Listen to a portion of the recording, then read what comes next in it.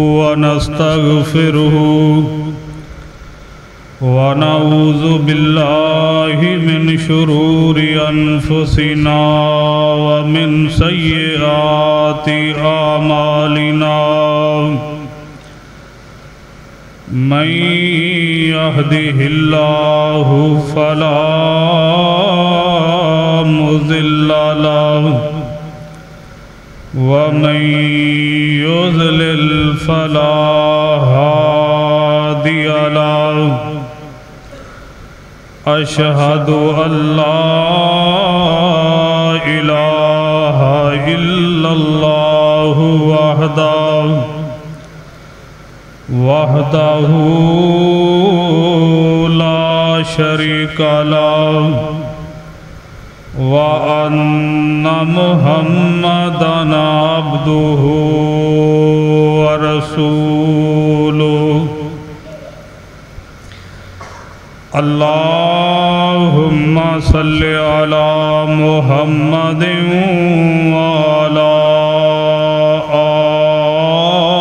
آل محمد كما صليت على إبراهيم وعلى آل إبراهيم إنك حميد مجيد اللهم بارك على محمد وعلى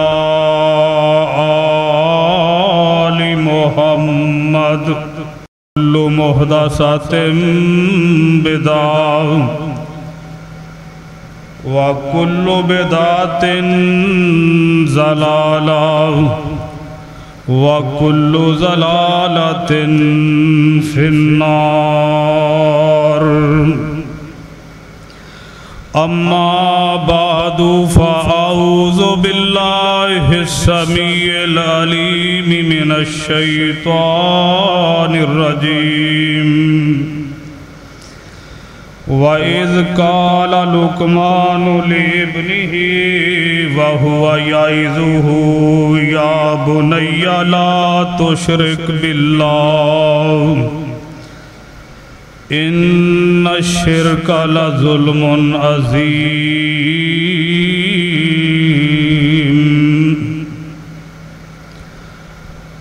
ہر قسم کی حمد و ثنا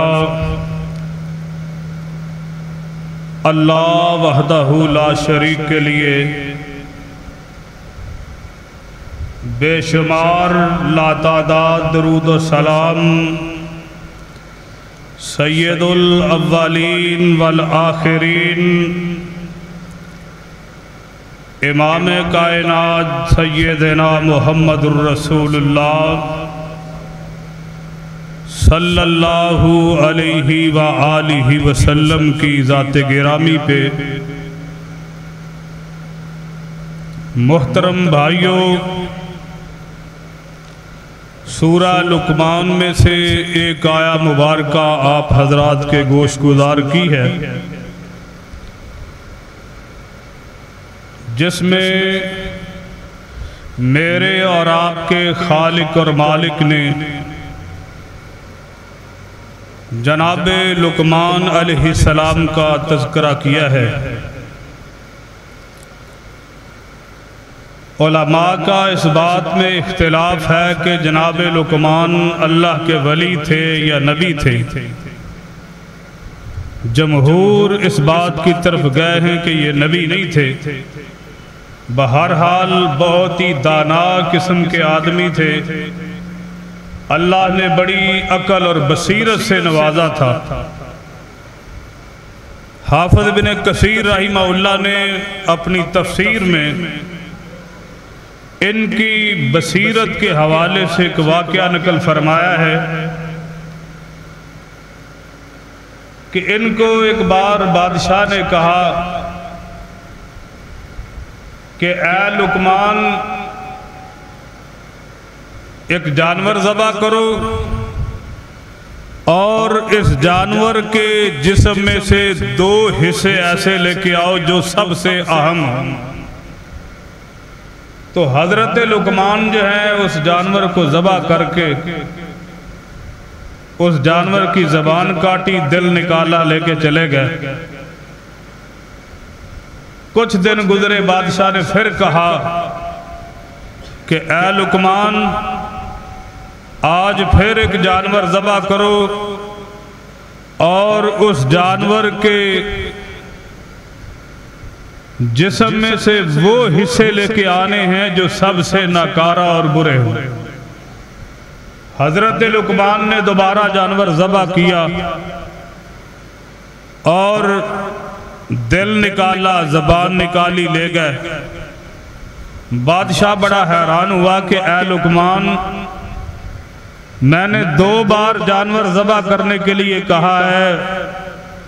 ایک بار کہا کہ سب سے اچھے اعضاء لے کے آنے ہیں، تو زبان اور دل لے کے آ گیا۔ دوبارہ میں نے کہا کہ سب سے برے اعضاء لے کے آنے ہیں، تو پھر بھی زبان اور دل لے کے آ گیا ہے۔ آخر وجہ کیا ہے؟ تو حضرت لقمان فرمانے لگے کہ یہ زبان اگر اس کا استعمال صحیح کیا جائے تو اس جیسا عضو انسان اور دیگر جانداروں میں اس سے بہتر عضو کوئی نہیں۔ اور دل جو ہے اسی طرح، دل کی بھی کیفیت یہی ہے۔ اور اسی لیے حضرت رسول اللہ صلی اللہ علیہ وسلم نے فرمایا تھا کہ لوگوں، الا فی الجسد مضغۃ، انسانی جسم میں اللہ پاک نے ایک ایسا عضو رکھا ہے، اذا صلحت صلحت الجسد کلہ۔ آپ علیہ السلام نے فرمایا کہ اگر وہ حصہ صحیح ہے تو سمجھ لو سارے کا سارا جسم ہی صحیح ہے، اور اگر وہ ایک حصہ جسم کا خراب ہے تو سمجھ لو اذا فسدت فسدت الجسد کلہ۔ آپ نے فرمایا سمجھ لو سارا جسم ہی خراب ہے۔ اور پھر آپ علیہ السلام نے فرمایا کہ الا وہی القلب، وہ انسان کا دل ہے، اگر دل صحیح ہے تو سارا جسم صحیح ہے، اور اگر دل جو ہے خراب ہو گیا ہے تو سارے کا سارا جسم انسان کا خراب ہو جاتا ہے۔ تو بھائیوں، آج حضرت لقمان علیہ السلام نے نوجوانوں کے نام کچھ نصیحتیں کی ہیں جو انہوں نے اپنے بیٹے کو کی، اور قرآن کا مطلوب جو مخصوص آیات ہیں ان کا معنی اور مفہوم اور حکم جو ہے وہ قیامت تک کے آنے والے لوگوں کے لیے عام ہے۔ حضرت لقمان نے اپنے بیٹے کو جو سب سے پہلی نصیحت فرمائی، جو عرش والے رب نے اپنے کلام میں ذکر کی ہے، یہ والدین کے لیے خصوصی پیغام ہے کہ وہ اپنی اولاد کو یہ نصیحتیں جو ہیں یہ کیا کریں، گھروں میں گھر کا ماحول ایسا بنائیں۔ تو حضرت لقمان اپنے بیٹے کو سب سے پہلی نصیحت یہ کرتے ہیں کہ اللہ کے قرآن کے الفاظ ہیں کہ وَإِذْ قَالَ لُقْمَانُ لِابْنِهِ وَهُوَ يَعِظُهُ، حضرت لقمان علیہ السلام نے اپنے بیٹے کو نصیحت کرتے ہوئے یہ فرمایا، واز کرتے ہوئے یہ فرمایا کہ یا بنی لا تشرک باللہ ان الشرک لظلم عظیم۔ اے میرے بیٹے، یہ بات یاد رکھنا، زندگی میں کبھی بھی اللہ کی ذات کے ساتھ شرک نہیں کرنا۔ ان الشرک لظلم عظیم، اس کائنات میں بڑے بڑے ظلم موجود ہیں، لوگ بڑے بڑے ظلم کرتے ہیں، اس کے مختلف انداز اور طریقے ہیں۔ سارے ظلم ایک طرف ہوں تو آپ فرماتے ہیں ان الشرک لظلم عظیم، رب کی سرزمین پہ ظلم کے جتنے بھی طریقے ہیں یہ سارے ایک طرف ہو جائیں، اللہ کی ذات کے ساتھ شرک ایک طرف ہو تو یہ سب سے بڑا ظلم ہے۔ تو کیا میں نے اور آپ نے کبھی اپنے بچوں کو یہ تعلیم دی ہے بیٹے اللہ کی ذات کے متعلق ہمارے عقائد اور نظریات کیا ہونے چاہیے؟ کیا کبھی میں نے اور آپ نے اپنے بچوں کو جہاں پہ اسکول کی ٹیوشن کا ہم پوچھتے ہیں، ڈائری چیک کرتے ہیں اس کے میتھ کا پیریڈ ہوا ہے یا نہیں ہوا، بایو کا پیریڈ ہوا ہے یا نہیں ہوا، انگلش والے ٹیچر نے کیا کروایا، ایک ایک چیز چیک کرتے ہیں، اسکول کی ڈائری چیک کرتے ہیں، ٹیوشن کی ڈائری اس کی چیک کرتے ہیں، سارا کچھ دیکھتے ہیں اور اچھے سے اچھے سکول، اچھی سے اچھی اکیڈمی کا اہتمام کرتے ہیں۔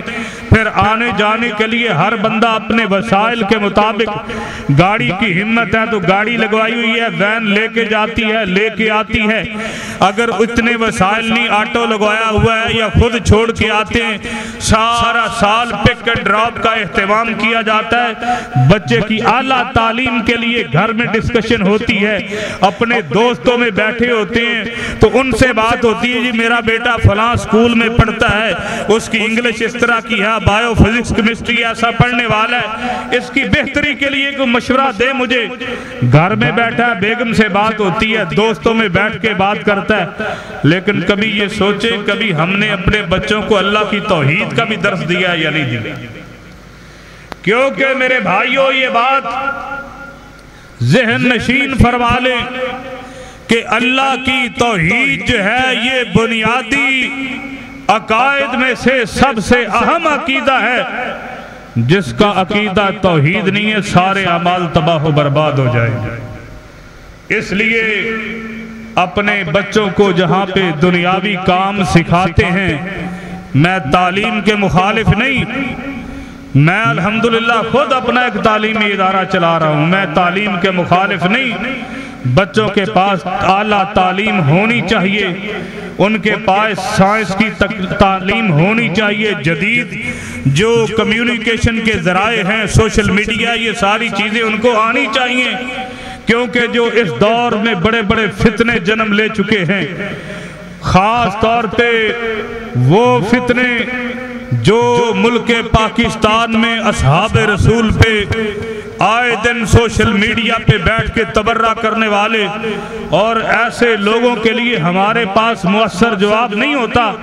وجہ کیا ہے کہ آج ہماری نوجوان نسل وہ اللہ کے دین کی تعلیم سے دور ہے، اور جدید جو ذرائع ہیں ان کی تعلیم ہمارے پاس نہیں ہوتی، جس کی وجہ سے ہماری آواز کمزور رہتی ہے۔ تو میرے بھائیوں، اپنے بچوں کو یہ بنیادی عقائد میں سے سب سے بنیادی عقیدہ توحید ہے۔ اور توحید کسے کہا جاتا ہے؟ آج بھی اگر کسی بھائی کو پوچھ لیں 98% یہی جواب دیں گے، جی اللہ تعالیٰ کو ایک ماننا توحید ہے۔ تو میرے بھائیوں، اگر قرآن پڑھا جائے تو قرآن ہمیں یہ بتلاتا ہے کہ ابو جہل بھی مانتا تھا کہ اللہ ہے اور اللہ ایک ہے۔ زمین اور آسمان کا خالق اور مالک کیا کون ہے؟ قرآن کہتا ہے کہ آپ پوچھیں ان سے، محمد صلی اللہ علیہ وسلم آپ ان سے پوچھیں زمین و آسمان کو بنانے والا کون ہے؟ تو ان کا جواب کیا ہوگا؟ سیقولون اللہ، وہ کہیں گے زمین بھی اللہ نے بنائی ہے، آسمانوں کا خالق جو ہے وہ بھی اللہ ہے، زمین کی تخلیق کرنے والا بھی اللہ، آسمانوں کو بنانے والا بھی اللہ، خالق اور مالک اللہ ہے، رازق اللہ ہے، یہ سارا کچھ اللہ وہ مانتے تھے۔ لیکن پھر کیوں کافر ہو گئے؟ پھر کیوں مشرک ہو گئے؟ وجہ کیا تھی؟ قرآن نے وجہ بھی بیان کی ہے۔ وہ جو بتوں کو پوجتے تھے نا، 360 بت انہوں نے بیت اللہ کے اندر رکھے ہوئے تھے، ان کو رب نہیں مانتے تھے۔ قرآن نے بتایا ان کا عقیدہ واضح کیا ہے۔ ان کا عقیدہ کیا تھا؟ وہ کہتے ما نعبدہم الا لیقربونا الی اللہ زلفا، وہ کہتے تھے ہم ان بتوں کو اپنا حاجت روا اور مشکل کشا نہیں مانتے، ان کو اپنا خالق اور مالک نہیں مانتے، خالق اور مالک اللہ ہی ہے۔ بھلے مانسو پھر تم ان بتوں کے سامنے جھکتے کیوں؟ ان کا ایک ہی جواب ہوتا تھا ما نعبدہم الا لیقربونا الی اللہ زلفا، یہ بت ہمارے خالق اور مالک نہیں، حاجت روا اور مشکل کشا نہیں ہے، ان کے سامنے تو ہم اس لیے جھکتے ہیں یہ ہمیں اللہ کے قریب کرتے ہیں۔ تو میرے بھائیوں، آج اس بات کی ضرورت ہے ہم اپنے بچوں کو توحید باری تعالیٰ جو ہے اس کی تعلیم دیں، جہاں پہ دنیاوی علوم سے ان کو بیرہ بند کرتے ہیں، سارے سورسز لگا دیتے ہیں، اپنی توانائیاں لگا دیتے ہیں، وہاں پہ اللہ کی معرفت بھی ان کو سکھائیں۔ چھوٹے چھوٹے بچے ہیں، ان کو عقیدہ توحید پہ جو ہے صحابہ اکرام کی کہانیاں سنایا کریں۔ رات کو بیٹھ کے نبی کے اصحاب جس انداز میں انہوں نے اللہ کو مانا ہے، جس انداز میں سرور کائنات صلی اللہ علیہ وسلم نے اپنے اصحاب کو تعلیم دی ہے، رات کو کبھی وقت نکال کے اللہ کی معرفت بھی انہیں سکھایا کریں، کیونکہ یہ ایسا ظلم ہے، اللہ کی ذات کے ساتھ شرک کرنا یہ ایسا ظلم ہے۔ حضرت لقمان فرماتے ان الشرک لظلم عظیم، ساری دنیا کے ظلم ایک طرف ہوں اور ایک بندہ اللہ کی ذات کے ساتھ شرک کرتا ہے وہ ایک طرف ہوں، ساری دنیا زمانے جہان کے ظلم جو ہے وہ ہلکے ہیں شرک کے سامنے۔ اور توحید کیا ہے؟ اللہ کو اس کی ذات، اس کے اسماء اور صفات میں وحدہ لا شریک ماننا، یہ توحید ہے۔ اور اللہ کو ایک ماننا یہ توحید نہیں ہے، اتنے تو کافر بھی مانتے تھے۔ اللہ کو اس کی ذات میں، اس کے اسماء میں، اس کی صفات میں وحدہ لا شریک ماننا۔ ذات کا معنی یہ ہے کہ اللہ کی ذات موجود ہے، اس کا وجود ہے، اس کے جو نام ہیں اس کے ساتھ خاص ہیں، نہ اس کی ذات جیسا کوئی ہے اس کائنات کے اندر جو اس کے نام ہیں، نہ اس کے ناموں جیسا کوئی ہے جو اللہ کی صفات ہیں، نہ اس کی صفات جیسا کوئی ہے۔ عرش والا رب کہتا ہے کہ لیسا کمثلہ وہو السمیع البصیر، لوگو اس کائنات میں اللہ جیسا کوئی نہیں ہے، وہ دیکھنے والا بھی ہے، سننے والا بھی ہے۔ اور یہ بڑی ہی اہم بات ہے۔ امام شافعی رحمہ اللہ سے کسی بندے نے ایک مرتبہ سوال کیا، پوچھنے والا کہتا ہے کہ امام شافعی رحمہ اللہ کو کہنے والا کہتا ہے کہ اے شافعی بتاؤ مجھے این اللہ، اللہ کہاں پہ ہے؟ تو آپ فرماتے ہیں کہ الاستواء معلوم والکیف مجہول۔ یہ عام طور پہ عامی مسلمان بھی، عامت الناس بھی، خطباء اور واعظین بھی بڑی غلطی کر جاتے ہیں کہ اللہ کہاں پہ ہے۔ خطیب جو ہے وہ اپنے خطابت کے وجد میں آ کے کیا جاتا جی اللہ آسمان عرش بری پہ بیٹھ کے سلام بندے کو دیکھ رہا ہے۔ امام شافعی رحمہ اللہ فرماتے ہیں کہ الاستواء معلوم والکیف مجہول، لوگو اللہ کا مستوی علی العرش ہونا تو ثابت ہے رب کے قرآن سے، ثم استوى الى السماء فسواہن سبع سماوات، اللہ کا انساک ویدعون الى السجود، اللہ کی پنڈلیاں ہیں لیکن اللہ کی پنڈلیاں کیسی ہیں یہ معلوم نہیں ہے۔ تو اہل سنت والجماعت کا عقیدہ جو ہے وہ یہ ہے کہ اللہ کی جو صفات جس طرح اللہ پاک نے بیان کر دی ہیں من و ان، ان کو اسی طرح مانا جائے، اس میں تفصیلات میں جانے کی ضرورت نہیں ہے۔ تو اللہ کو اس کی ذات، اس کے اسماء اور اس کی صفات میں ایک ماننا یہ توحید ہے، اور اس کی ضد جو ہے وہ شرک ہے۔ اللہ کو کسی بھی صورت میں شرک جو ہے یہ برداشت نہیں۔ میرے بھائیوں، اللہ رب العالمین نے سورہ بقرہ میں اس بات کا تفصیل سے تذکرہ کیا ہے کہ یا ایھا الناس اعبدوا ربکم الذی خلقکم والذین من قبلکم لعلکم تتقون۔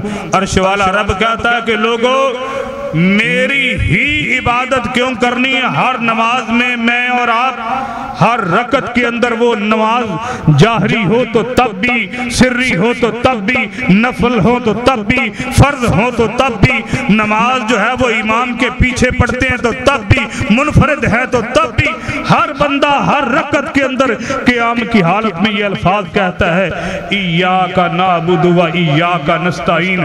میں بھی اقرار کرتا ہوں، آپ بھی اقرار کرتے ہیں، ہر گلی میں، ہر محلے میں جو مسجد موجود ہے، ہر مسجد کے اندر نماز پڑھنے والا قیام کی حالت میں ہر رکعت کے اندر یہ کہتا ہے ایاک نعبد و ایاک نستعین۔ معنی کیا ہے؟ اللہ صرف تیری ہی عبادت کرتے ہیں، مدد بھی صرف تجھ ہی سے مانگتے ہیں۔ اللہ کائنات کے اندر کوئی ایسی ذات موجود کوئی نہیں جس کی عبادت کی جائے، جس کے سامنے اپنی جبین نیاز کو جھکایا جائے، جس کے سامنے گڑ گڑایا جائے، جس کے سامنے اپنی حاجات کو رکھا جائے، جس سے اپنی مناجات جو ہے وہ پوری کروائی جائیں۔ اللہ کائنات کے اندر ایسی کوئی ذات ہے تو صرف تیری ہی ہے۔ اور اللہ نے وجہ بیان کر دی کہ ایسا کیوں کرنا ہے، عبادت صرف اور صرف اللہ ہی کی کیوں ہے، وجہ کیا ہے؟ عرش والا رب کہتا ہے کہ بندے کبھی قرآن پہ بھی غور کیا کر، دنیا پہ تو بڑی تفصیل کے ساتھ میٹنگیں کرتا ہے، پلاننگیں کرتا ہے کہ میرے بچوں نے بڑے ہو کے بننا کیا، ان کے لیے توانائیاں ساری تمام تر ذرائع صرف کر دیتا ہے۔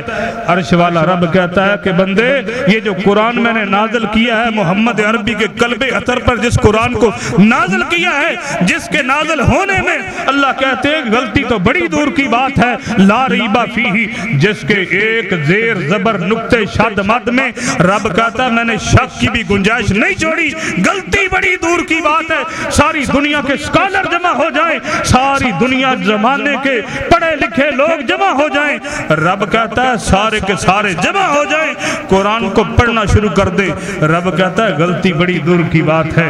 دنیا کا سکالر کتاب لکھتا ہے، بڑے سے بڑا بھی کتاب لکھے، وہ اپنی کتاب کے مقدمے میں یہ بات درج کرتا ہے کہ لوگوں میں نے بڑی محنت سے یہ کتاب لکھی ہے، کوئی غلطی ہو تو مجھے بتلائیے گا، آئندہ ایڈیشن میں اس کا ازالہ کیا جائے گا۔ لیکن خالق نے جو کتاب آقا کائنات صلی اللہ علیہ وسلم کے قلب اطہر پہ نازل کی، رب کہتا ہے لا ریبہ فیہ، ساری دنیا کے سکالر جمع ہو جائیں، ساری دنیا کے عربی جاننے والے جمع ہو جائیں، رب کہتا ہے مشرق سے لے کے مغرب تک، شمال سے لے کے جنوب تک، ساری دنیا کے اہل علم اکٹھے ہو جائیں، رب کہتا ہے غلطی بڑی دور کی بات، میں نے شک کی بھی اس کے اندر گنجائش نہیں چھوڑی۔ اور یہی وجہ ہے اگر آپ اپنی تاریخ کو پڑھیں، اسلام سے پہلے تعلقات عامہ پبلک ریلیشن ایک باقاعدہ سبجیکٹ پڑھا جاتا ہے دنیا میں۔ اس کا طریقہ کار کیا تھا؟ بیت اللہ کے ساتھ، دیواروں کے ساتھ جو بھی کوئی بندہ اپنا کلام لکھتا وہاں پہ لگا دیتے تھے۔ ایک دن کسی شخص نے سورہ کوثر جو ہے بیت اللہ کی دیوار کے ساتھ ایسے آویزہ کی ہوئی ہے، ایک کافر پاس سے گزرتا ہے تو کہتا کیا ہے؟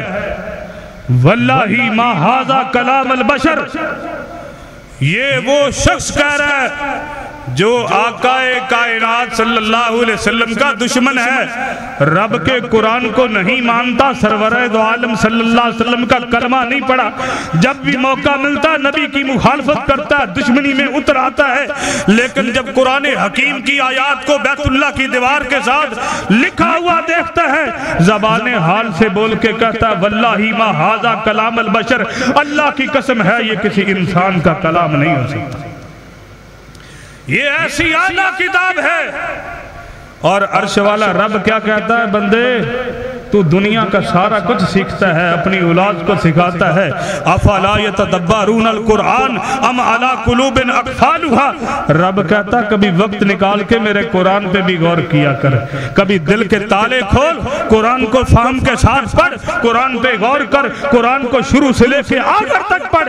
اللہ کہتے کبھی خود بھی غور کیا کر اور اپنے بچوں کو بھی سکھایا کر، جہاں پہ دنیاوی تعلیم سکھاتے ہو، جہاں پہ دنیا میں رہنے سہنے کے طریقے اپنے بچوں کو بتاتے ہو، دنیا کا لین دین اپنی اولاد کو بتاتے ہو، خاندان سے ملنے کے طریقے بتلاتے ہو، وہاں پہ قرآن کی تعلیم بھی دیا کر، وہاں پہ اپنے بچوں کو بتایا کر کہ اے میرے بچے تیرا اور میرا خالق اور مالک اللہ ہے، رازق اللہ ہے۔ اس لیے عرش والا رب کہتا ہے کہ دل کے تالے کھول اور میرے قرآن کو فہم کے ساتھ غور کے ساتھ پڑھ، اور غور کر اس بات پہ قرآن کے یہ جو الفاظ ہیں، عرش والا رب کہتا ہے یا ایھا الناس اعبدوا ربکم الذی خلقکم والذین من قبلکم، رب کہتا ہے بندے اپنی ذات پہ سب سے پہلے غور کر، عبادت اللہ ہی کی کیوں کرنی ہے، کسی اور کی عبادت کیوں نہیں کی جا سکتی؟ اللہ کہتے ہیں اپنے وجود پہ غور کر، 360 جوڑوں پہ مشتمل جو میں نے وجود تجھے عطا کیا ہے، اور انسان کو اللہ نے اتنا عظیم بنایا ہے، کعبہ کہ رب کی قسم ہے اے بندے کبھی تو اپنے مقام اور مرتبے کو پہچان تو صحیح، کبھی دل کے تالے کھول کے اللہ کے قرآن کو فہم کے ساتھ پڑھ کے تو دیکھ ذرا رب کا قرآن کیا کہتا ہے۔ میری اور تیری عظمت کو بیان کرتے ہوئے عرش والا رب کہتا ہے وَالتِّينِ وَالزَّيْتُونِ وَطُورِ سِينِينَ وَهَذَا الْبَلَدِ الْأَمِينَ۔ رب نے 4 قسمیں کھائی ہیں اور پھر کیا کہا ہے لَقَدْ خَلَقْنَا الْإِنسَانَ فِي أَحْسَنِ تَقْوِيمٍ۔ اللہ کہتے ہیں کہ بندے میں نے کائنات کی ہر چیز کو اذا ارادہ شیئن یکون لہو کن فیکون۔ اللہ نے پہاڑ بنائے تو رب کہتا ہے میں نے پہاڑ بنائے تو میں نے کن کہا ہے پہاڑ بن گئے، میں نے ندی نالے بنائے کن کہہ کے، زمین 7 زمینیں بنائی کن کہہ کے، بلند و بالا پہاڑ کھڑے کر دیے۔ کیسے پہاڑ ہیں؟ رب کہتا ہے بغیر عمد ترونہ ہے۔ اے میرے بندے تو نے کمرہ بنانا ہو اس کی دیواریں کرتا ہے پھر چھت ڈالتا ہے۔ اللہ کہتے تو دیکھ اتنے بڑے آسمان، 7 آسمان میں نے کھڑے کر دیے بغیر عمد ترونہ، اس کے نیچے تجھے پلر نظر نہیں آئے گا، دیواریں نظر نہیں آئے گی، تحت نگاہ آسمان ہی آسمان ہے، 7 آسمان اللہ نے ٹکا دیے ہیں۔ اللہ کہتے بندے غور کیا کر یہ سارا کچھ میں نے کن کہہ کے بنایا ہے۔ اے بندے جب تجھے میں نے بنایا ہے کن کہہ کے نہیں بلکہ اپنی قدرت کے ہاتھوں سے تیری مٹی گوند گوند کے بنایا ہے۔ لَقَدْ خَلَقْنَا الْإِنسَانَ فِي أَحْسَنِ تَقْوِيمٍ۔ رب کہتا ہے بڑے احسن انداز سے تجھے بندے بنایا ہے میں نے، اور بنایا کس لیے؟ یہ نہیں ہے کہ کھا لیا پی لیا اولاد پیدا کر لی بس یہی مقصد ہے، دنیا کما لی بس ٹھیک ہے۔ اللہ کہتے ہیں نہیں بندے غور کر، اپنی طرف دیکھ ذرا، کبھی وہ وقت تھا کبھی وہ دور تھا۔ هل اتى على الانسان حين من الدهر لم يكن شيئا مذكورا۔ رب کہتے ہیں تو آج بڑی بڑی باتیں کرتا ہے کہ میری بڑی پلاننگ ہے، میرے بغیر گھر نہیں چلتا، میرے بغیر میرا دفتر نہیں چلتا، میرے بغیر میری فیکٹری نہیں چلتی، میں نہ ہوں تو مسجد کا نظام درم برم ہو جاتا ہے۔ اللہ کہتے بندے ایک وقت وہ بھی تھا تو جو آج بڑی بڑی باتیں کرتا تیرا تو نام و نشان تک نہیں تھا۔ اور کبھی غور کرے اس بات پہ، اللہ کے قرآن کے یہ الفاظ لم یکن شیئا مذکورا پہ کبھی غور کریے گا ذرا۔ آپ اپنی اولاد میں سے کسی ایک بیٹے کو دیکھیں جب وہ دنیا میں نہیں آیا تھا اللہ نے آپ کو بیٹا عطا نہیں کیا تھا، کیا آپ کے ذہن میں کوئی سکیچ تھا کہ میرا بیٹا اس طرح کا ہوگا، اس کا چہرہ اس طرح کا ہوگا، اس کی آنکھیں ایسی ہوں گی، اس کے ہونٹ اس طرح کے ہوں گے؟ رب کہتا ہے لم یکن شیئا مذکورا۔ بندے ایک وقت ایسا بھی تھا تیرے اوپر، تیرا تو نام و نشان تک نہیں تھا، تیرا تذکرہ تک نہیں تھا، تو آج بڑی بڑی باتیں کرتا ہے۔ رب کہتے بندے غور کر، لَقَدْ خَلَقْنَا الْإِنسَانَ فِي أَحْسَنِ تَقْوِيمٍ، بڑے احسن انداز سے بنایا ہے۔ اللہ کہتے کہ بندے تو غور کر ذرا اپنی تخلیق کی طرف دیکھ۔ پکڑنے کے لیے میرے اور آپ کے خالق نے ہمیں ہاتھ عطا کر دیے، دیکھنے کے لیے آنکھیں عطا کر دی ہیں، اور آنکھوں کی قدر و قیمت پوچھنی ہو اس بندے سے پوچھ کے دیکھے جس کی آنکھیں ضائع ہو چکی ہیں۔ وہ ڈاکٹروں کے پاس جاتا ہے، بڑے علاج کرواتا ہے، اگر ٹیوبیں ختم ہو جائیں ڈاکٹر بھی کہہ دیتا بھائی جان میرے پاس اس کا علاج نہیں کیونکہ اس کی بیگ سے ٹیوبیں ختم ہو گئی ہیں، اللہ کی نعمت اتنی بڑی ہے۔ اللہ کہتے کانوں کو دیکھ ذرا، سننے کے لیے تجھے کان دے دیے، بولنے کے لیے زبان عطا کر دی، چکھنے کے لیے زبان دے دی، سونگنے کے لیے ناک دے دیا، قوت فیصلہ کیا، دل دماغ عطا کر دیا ہے، چلنے کے لیے اللہ نے پاؤں دے دیے ہیں۔ اور کبھی غور کریے گا کائنات میں جتنے بھی جاندار ہیں سارے کے سارے جب بھوک اور پیاس لگتی ہے نا، کھانا کھانے کے لیے زرافہ دیکھ لیں کتنا بڑا جانور ہے، کتنی لمبی گردن ہے، جب بھوک لگتی ہے تو گردن جھکاتا ہے کھانے کے سامنے۔ ہاتھی کتنا بڑا جانور ہے، جب اس نے کھانا اپنی سونڈ نیچے کرتا ہے، لیکن رب کہتا ہے بندے نہیں تیرے ساتھ یہ معاملہ نہیں، تیرے ساتھ پیار ہی مجھے بڑا ہے۔ لَقَدْ خَلَقْنَا الْإِنسَانَ فِي أَحْسَنِ تَقْوِيمٍ۔ رب کہتا ہے تجھے میں نے بنایا بڑے پیارے انداز میں ہے، تجھے کھانے کے لیے جھکنا نہیں پڑے گا، تجھے پانی پینے کے لیے جھکنا نہیں پڑے گا۔ رب کہتا ہے میں نے تجھے پکڑنے کے لیے یہ خادم ہاتھ عطا کر دیے ہیں، یہ ہاتھ جو ہے یہ تیرے لیے پانی کا پیالہ اٹھا کے تیرے منہ تک لے کے آئیں گے، یہ نوالا توڑ کے تیرے منہ میں ڈالیں گے، تو کھانا چاہتا ہاتھوں سے کھا، پینا چاہتا اپنے ہاتھوں سے پی، یہ سارے تیرے محتاج ہیں، تیرے خادم میں نے بنا دیے ہیں، تجھے میں نے اپنے لیے بنایا ہے۔ اللہ کہتے بندے غور کر، میری عبادت کیوں کرنی ہے؟ کہ تجھے میں نے عدم سے وجود دیا ہے، تجھے میں نے پیدا کیا ہے، تیرا نام و نشان تک نہیں تھا، پانی کے ایک حقیر بوند سے اللہ کہتے ہیں میں نے تجھے بنا دیا ہے۔ اللہ نے دیکھیں اللہ چاہتا تو کسی اور چیز سے بھی انسان کو بنا سکتا تھا، پانی سے ہی کیوں بنایا؟ اللہ کو پتا تھا کہ ایک وقت آئے گا لوگ میرے ساتھ میرے شریک بنانے والے میٹل کے بت بنا لیں گے، لکڑی کے بت بنا لیں گے، مٹی کے بت بنا لیں گے۔ قیامت آ سکتی ہے، دنیا ساری کے سائنسدان جمع ہو جائیں، کوئی پانی سے بت بنانے کی جرت نہیں کر سکتا۔ اللہ نے پانی کی حقیر بوند سے بنا دیا۔ اللہ کہتے بندے غور کر، تجھے میں نے پیدا کیا ہے اور پھر اس کے بعد پیدا کرنے کے بعد تجھے بیکار نہیں چھوڑ دیا۔ اللہ احکم الحاکمین فرماتے بندے تجھے میں نے پیدا کیا، تیرے آباء و اجداد کو بھی پیدا کیا، اور اس کے بعد عرش والا رب کہتا ہے الذی جعل لکم الارض فراشا والسماء بناء، اے میرے بندے تجھے پیدا کر کے بیکار نہیں چھوڑا بلکہ تیری رہائش کا بندوبست بھی میں نے کیا ہے، زمین تیرے لیے میں نے ٹھکانہ بنا دیا ہے، آسمان کو چھت بنا دیا ہے۔ اور عرش والا رب کہتا ہے پیدا کر کے رہائش دے کے پھر بھی بیکار نہیں چھوڑا، رزق کے لیے اوروں کے پاس نہ جایا کر، رزق مانگنا ہے تو اللہ سے مانگا کر۔ کیوں؟ عرش والا رب کہتا ہے وَأَنزَلَ مِنَ السَّمَاءِ مَاءً، اے میرے بندے تیرے رزق کا بھی انتظام میں نے کیا ہے، آسمان سے پانی اتارا اور کیا فَأَخْرَجَ بِهِ مِنَ الثَّمَرَاتِ رِزْقًا لَكُمْ۔ اللہ کہتے ہیں کہ بندے تیری روزی کا بندوبست بھی میں نے اکیلے نے کیا۔ یہ تین چیزیں اللہ نے یہاں پہ ذکر کی ہیں سورہ بقرہ میں۔ اللہ کہتے تجھے عدم سے وجود میں نے دیا، تیرے لیے رہائش کا انتظام میں نے کیا، تیرے لیے خوراک کا لباس کا انتظام میں نے کیا۔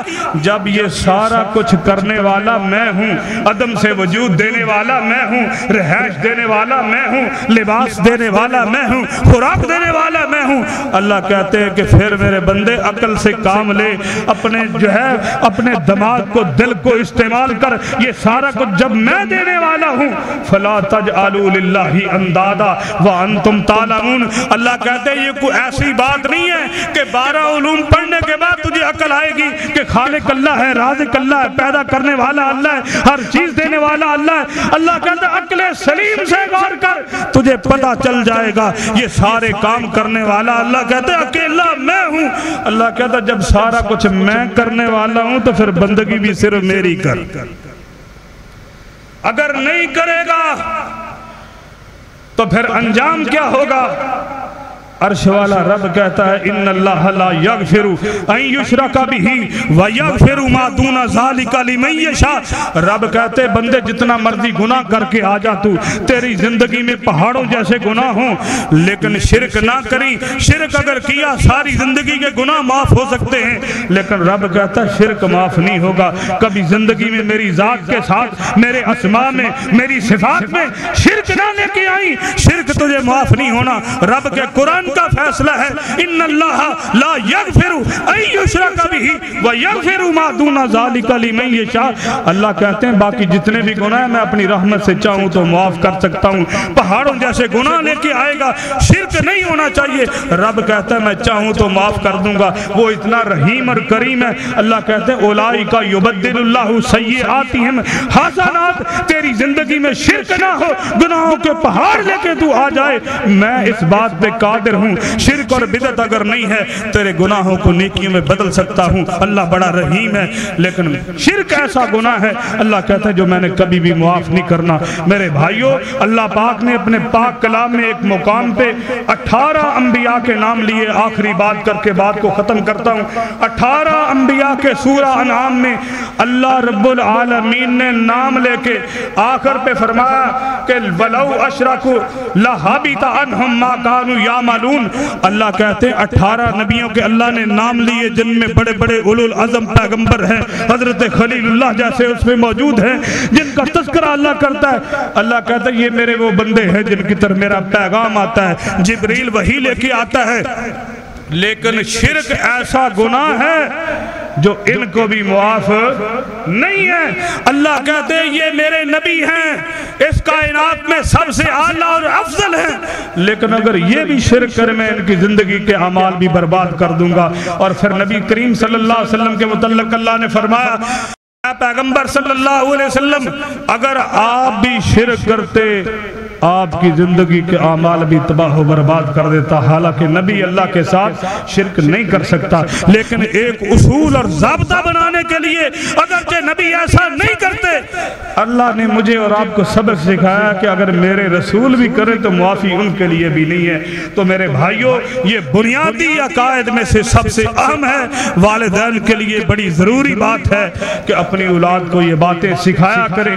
رات کو جب کھانے کی میز پہ بیٹھتے ہیں ان کو یہ عقیدہ توحید سمجھایا کریں۔ عقیدہ توحید کے بغیر جتنے مرضی اعمال ہوں بیکار ہیں۔ اللہ سے دعا ہے اللہ پاک مجھے اور آپ کو یہ ہمت دے، ہم اپنے بچوں کو اس طرح سکھا سکیں، اس طرح تربیت کر سکیں جس طرح نبی پاک صلی اللہ علیہ وسلم نے اپنے اصحاب کی تربیت کی تھی۔ بچپن سے ہی، پہلے دن سے ہی مومن جو ہے اس کا حق ہے اپنے بچوں کو توحید سمجھائے، سکھائے۔ حضرت لقمان علیہ السلام نے 7 چیزیں اپنے بیٹے کو سمجھائی ہیں، باقی 6 کا تذکرہ اگلے جمعے ہوگا۔ اللہ سے دعا ہے اللہ پاک مجھے اور آپ کو عقیدہ توحید پہ قائم رکھے۔ اللہ ہمیں اپنے بچوں کی تربیت اس انداز سے کرنے کی توفیق عطا فرمائے۔ وآخر دعوانا ان الحمدللہ رب العالمین۔